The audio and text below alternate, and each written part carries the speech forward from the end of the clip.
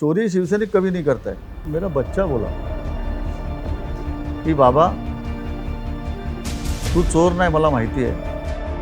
ये अच्छा नहीं लगता मुझे ये सब बातें जो होती हो।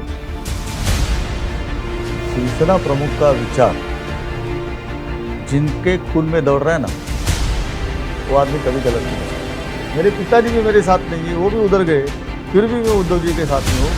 तो थोड़ा तो मानना पड़ेगा आपको कि नहीं, अमोल गारंटी जो बोल रहा है, दे रहा है, जो वचन दे रहा है उसके अंदर वो आगे जाएगा, यही वचन करेगा।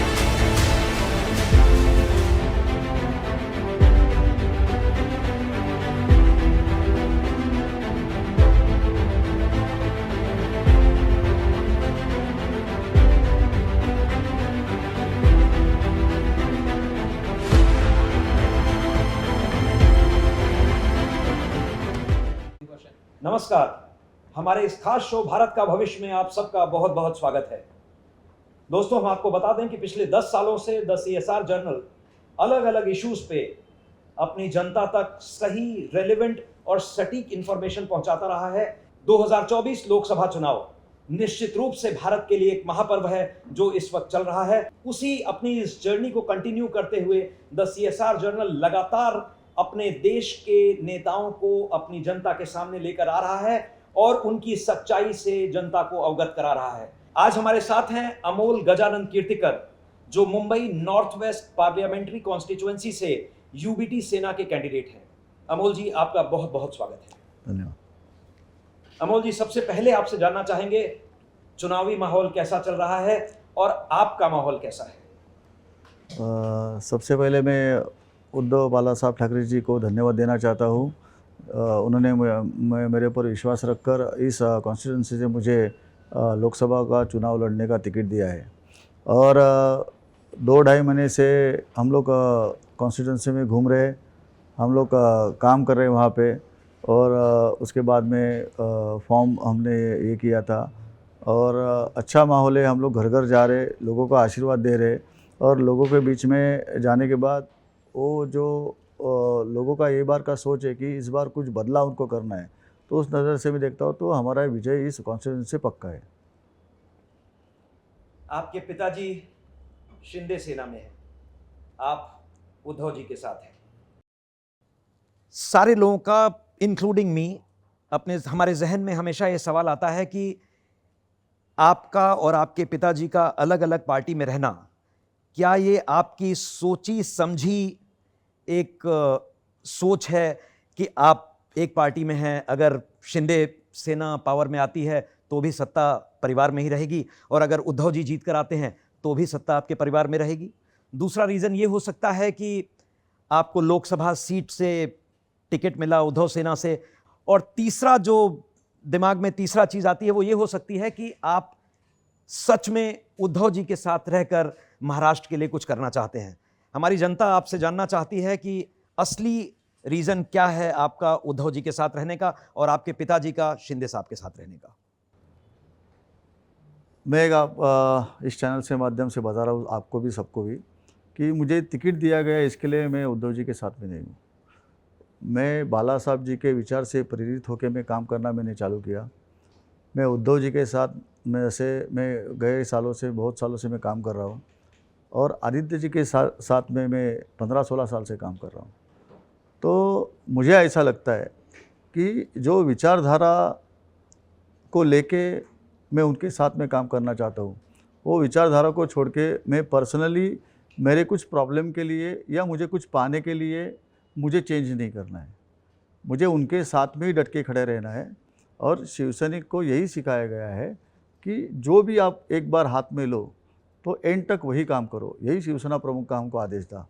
शिवसेना प्रमुख का लास्ट भाषण अगर किसी ने सुना है और उसमें एक वर्ड जो उन्होंने बोला है, अगर वो वर्ड शिवसैनिक दिल से पूछे कि ये वर्ड को लेके हमको आगे जाने का, तो कभी कोई भी शिवसैनिक नाराज़ होके या और किसी बात से शिवसेना नहीं छोड़ेगा। उन्होंने क्या बोला था, जसं मला सांभाळलं तसं माझ्या उद्धवला सांभाळा, माझ्या आदित्यला सांभाळा, ईमान राखा।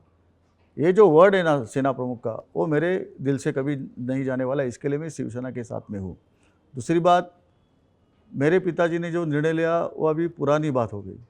अभी 8-9 महीना हो गया, तो उसके ऊपर मैं ज़्यादा विचार नहीं करता है, क्योंकि उन्होंने ज़ीरो से लेके स्टार्ट किया है। वो कुछ नहीं थे, तब से वो काम करते, सोशल वर्क करते करते करते आगे इधर तक आ गए। उन्होंने क्यों निर्णय लिया मुझे पता नहीं, लेकिन मैंने उनको एकदम इससे बोला है कि आपको मैं 1000 बार नमन करूँगा, लेकिन मैं पार्टी छोड़ के आपके साथ में आने वाला नहीं हूँ। तो मुझे मराठी में बोलते अमोल तू हट्टी आहेस, तू कधीच ऐकणार नाहीस, सबके लड़के उनके उनके पिताजी के साथ में है। तो मैंने बोला कि उनके पिताजी के ऊपर उनका राजकीय करियर रहेगा, मेरा करियर आपके नाम से चालू हो गया है, लेकिन आगे मैं अमोल गजानन कीर्तिकर ऐसे ही नाम से मैं काम करना चाहता हूँ और मैं कर रहा हूँ, और मैं विचारधारा से कभी भी फारकत नहीं लेने वाला हूँ। हर इंसान जानता है वो ये है कि आप पे भी एक घोटाला का आरोप है और रविंद्र वायकर पे भी घोटाले का आरोप है। आप को ही जनता चुने या जनता आपको वोट दे, ये फैसला जनता ने क्यों करना चाहिए? मेरे ख्याल से एक फ़र्क तो ज़रूर है इस बात को लेके कि जो बात आज हर एक के मुंह में है, ईडी, ये ईडी किसी को पता नहीं था पहले। अभी अभी साल 1.5 साल से सबको पता होना चालू हो गया कि ईडी भी कुछ ऐसी सरकारी जांच एजेंसी है। मुझे भी नोटिस आई, लेकिन मैं डरा नहीं, क्योंकि मैंने कुछ किया नहीं। और जिस दिन मुझे बुलाया गया लास्ट में और मीडिया में एकदम फ्लैश हो गया, उस दिन मुझे 100% एहसास हो गया तो मुझे अरेस्ट नहीं होने वाला है। ये बदनामी के लिए, ये मोडस ऑफ ऑपरेंडी 4 है, उसको नोटिस दे दो और उनको प्रेशराइज करो और उनको बदनाम करो। मेरा आपसे सवाल है सर कि जैसे आपका नाम इसमें खिचड़ी घोटाला में आया था, तो इसमें कितनी सच्चाई है इस बात में? देखिए, हर एक की ज़िंदगी में फाइनेंशियल इरेगुलरिटीज़ रहती है, उसको फाइनेंशियल क्राइम में कन्वर्ट करना और पीएमएलए के एक्ट के अंदर डालना और उसको दबाना, ये उनकी साजिश है, सोची समझी साजिश है, उनका सोचा समझा खेल है। वो खेल के अंदर मैं फंसना नहीं चाहता और मैं नहीं फंसा। देखिए कैसा है कि एज ए कैंडिडेट जब भी मैं फॉर्म भरता हूँ, तभी मुझे मेरा 2 एफिडेविट देना पड़ता है, एक प्रॉपर्टी का और एक क्रिमिनल इसका। तो क्रिमिनल इसमें मैंने नील दिया है, क्योंकि मैंने एक कॉपी मैंने भेजी थी कमिश्नर ऑफिस पे। मेरा एक चिनॉय कॉलेज का आंदोलन का केस था, भारतीय विद्यार्थी सैनिक युवा सैनिक के टाइम का, वो जीआर जो गवर्नमेंट का निकला था उस पर वो रद्द हो गया।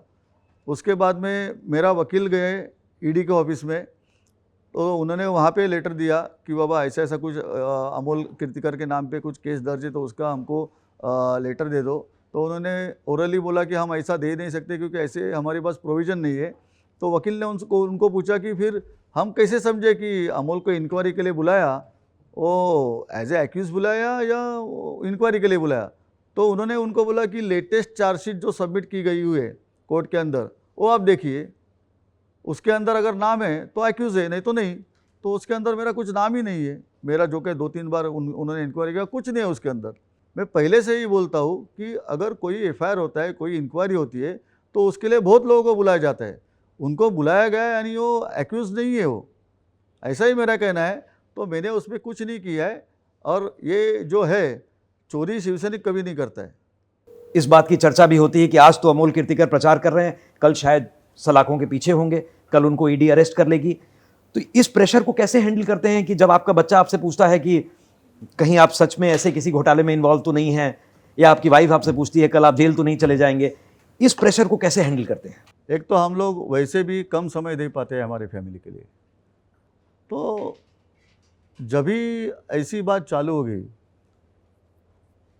तो मुझे भी ऐसा लगा कि कुछ घर वालों से भी बात कर लूँ।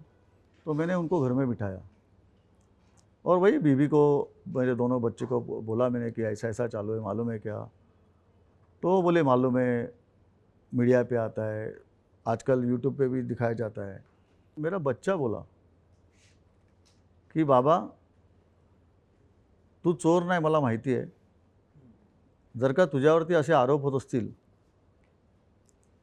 तर आपण ॲडजस्टमेंट नाही करूया आयुष्यात कधी, जो है उसका सामना हमको करना पड़ेगा। तो ये अच्छा नहीं लगता मुझे, ये सब बातें जो होती हो।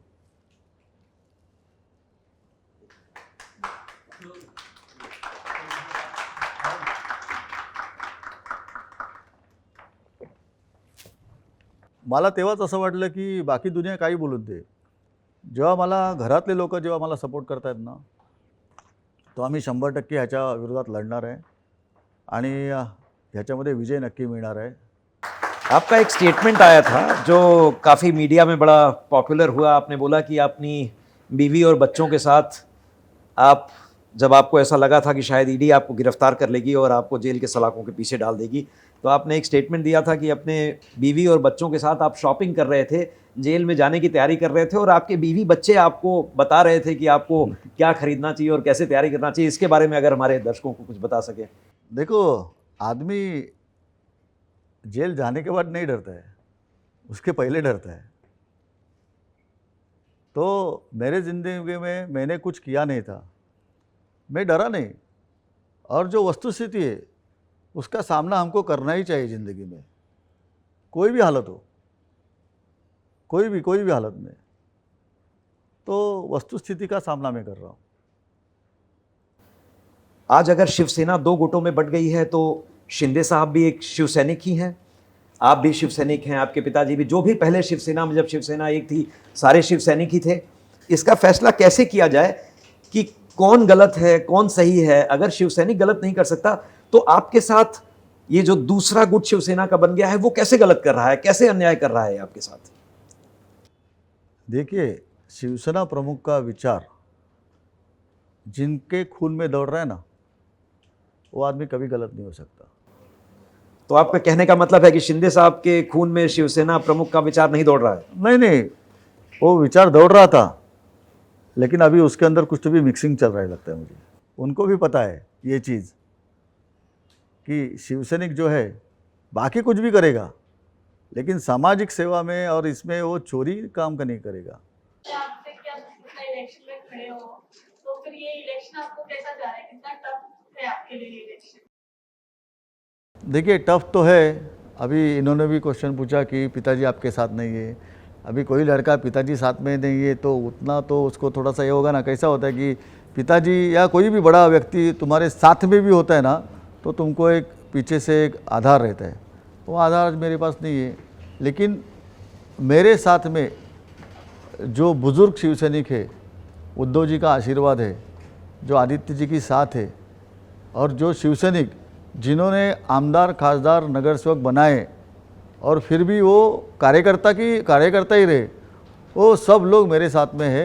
उनका आशीर्वाद लेके मैं आगे जा रहा हूँ, तो मुझे कोई दिक्कत नहीं लगती। आता तुम्ही इलेक्शनला उभे आहात खरे, तर मग तुम्हाला लोकांकडून जेव्हा आता तुम्ही डोर टू डोर त्यांच्याकडे जाताय, त्यांचे जे क्वेश्चन्स आहेत ते सगळं तुम्ही बघताय, तुम्हाला कसा रिस्पॉन्स येतोय त्यांच्याकडून आता? मॅडम, रिस्पॉन्स एकदम चांगला येतो आहे आणि त्यांचे पण काही प्रॉब्लेम्स आहेत ना, बरेच प्रॉब्लेम्स आहेत मॅडम. म्हणजे फक्त फॅमिली प्रॉब्लेम सोडून सगळे प्रॉब्लेम मला सांगितले गेले आतापर्यंत, जे लोकांपर्यंत जात होते ते सगळे प्रॉब्लेम मी कुठे ना कुठेतरी नोट डाऊन करून ठेवलेले आहेत. आणि मी एवढं नक्की ठरवलेलं आहे की ज्या ठिकाणी मी आता जाणार आहे ना, जिंकून आल्यानंतर सुद्धा मी परत त्या ठिकाणी जाणार आहे आणि त्यांच्याकडनं, कारण आता मी घाईत आहे, मला एका माणसाबरोबर 2 मिनिटं 3 मिनिटं 5 मिनिटं जास्त बोलता येत नाही. त्यामुळे त्याच्याकडे जाऊन मी परत ते व्यवस्थित समजून घेणार आहे आणि ते सगळे जे प्रॉब्लेम्स आहेत ना, ते प्रॉब्लेम सॉल्व्ह करण्यासाठी मी प्रयत्न करणार आहे. कारण लोकांचे प्रॉब्लेम्स बरेच आहेत. लोकांचे म्हणजे आता काही लोकांचा रिडेव्हलपमेंट आणि SRA तिथे अडकलेले प्रश्न आहेत, काही लोकांचं पाण्याचे प्रश्न आहेत, काही लोकांचे एरियातले प्रॉब्लेम्स आहेत, काही लोकांचे गावातले काही प्रॉब्लेम्स आहेत, ते पण आम्हाला सांगत असतात. हे सगळे प्रॉब्लेम मी व्यवस्थित नोट डाऊन करून ठेवलेले आणि त्यांच्यापर्यंत मी जाणार आणि ते प्रॉब्लेम सोडवण्यासाठी मी नक्कीच प्रयत्न करणार आहे. वर्सोवा, जुहू, ऐसे बहुत सारे बीचेस, आपकी कॉन्स्टिट्यूएंसी में काफ़ी सारे बीचेस हैं, क्या आप गोवा मॉडल को इम्प्लीमेंट करना चाहेंगे?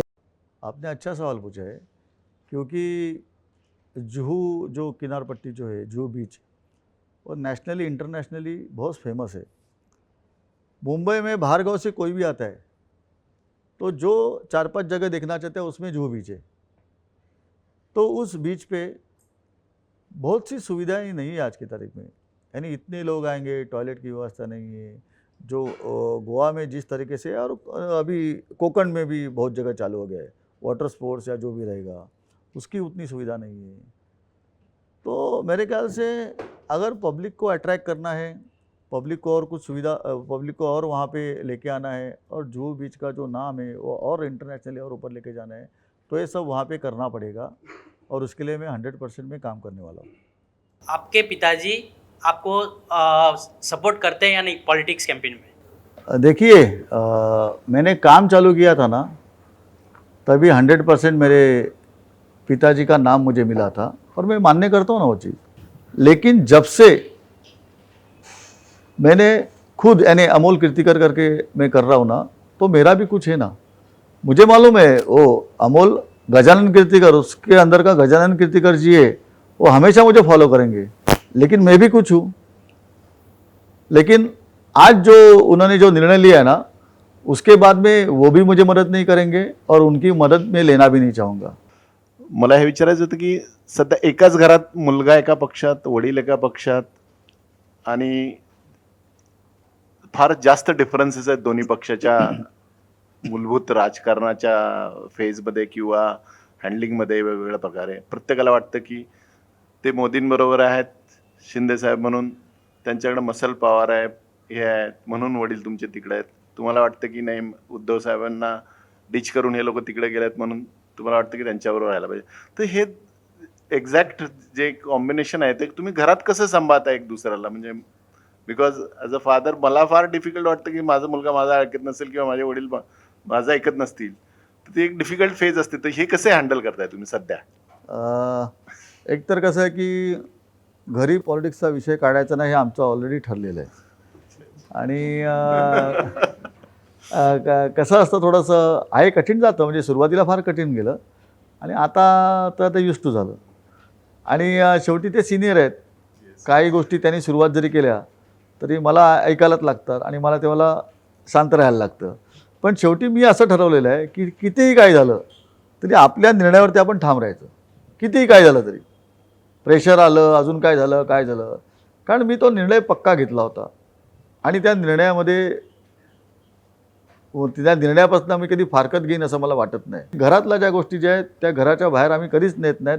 मग राजकारण बाहेर, घरात वडील आणि मुलगा. आपके इलाके में फॉरेस्ट की ज़मीन पर पुनर्वसन की बहुत ज़्यादा मांग है, इसको लेकर आपके दिमाग में कोई प्लान है, आपने कुछ सोच रखा है?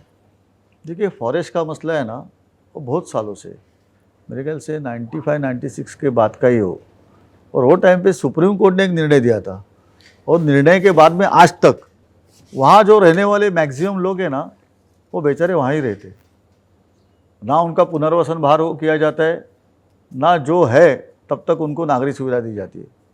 एक पैर बाहर डालेंगे तो बीएमसी का लैंड चालू होता है, वहाँ पे सब है, टॉयलेट है, बिजली है, गटर लाइन है, कचरा लेने के लिए लोग आते हैं, और अगर वो अपना घर रिपेयर करना चाहे रिपेयर कर सकते हैं, लेकिन फॉरेस्ट में नहीं.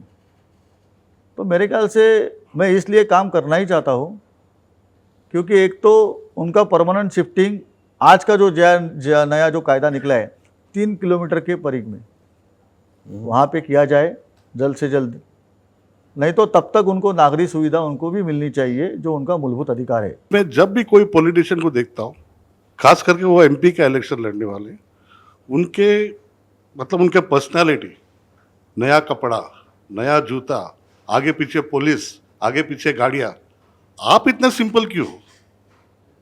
मैं कॉमन मैन हूँ, मैं कॉमन मैन हूँ.